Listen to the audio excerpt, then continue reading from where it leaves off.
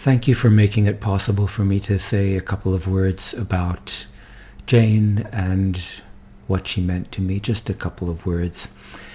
When I got the call from Premish telling me that Jane was no longer with us, I was in a little cabin in the woods in Ontario next to a lake. And I'd been trying to reach Jane. She'd been trying to reach me on and off for the past few weeks.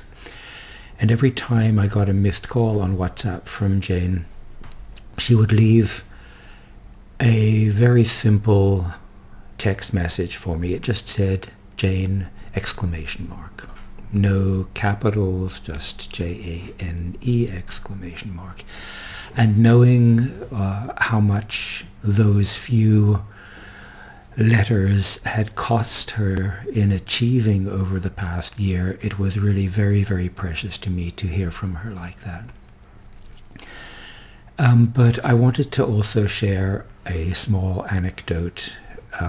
Some of you have heard me tell this because I think it's so characteristic of who Jane was and how she viewed the world.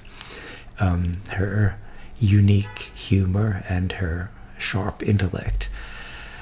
In 2020, I went to see a one-man show in the Baxter with Jane. It was a young man performing theatre and song, playing the guitar. And afterwards, I said to Jane, wow, that young man, he's so incredibly talented. He's a musician, he's an actor, he's so good looking, and he has his whole life in front of him. And Jane looked at me with that mischievous twinkle in her eye and that characteristic little smile. I've been trying to think of adjectives to describe the smile, but I can't think of any. But you know what I mean. She turned to me and she said, John, you also have your whole life in front of you. There's just less of it. And at that time, I could not have imagined that Jane herself had such a small slice of her life in front of her.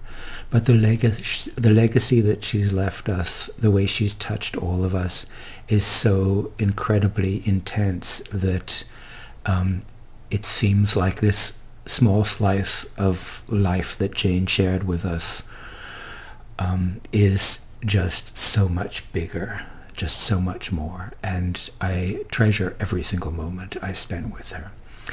Goodbye, Jane.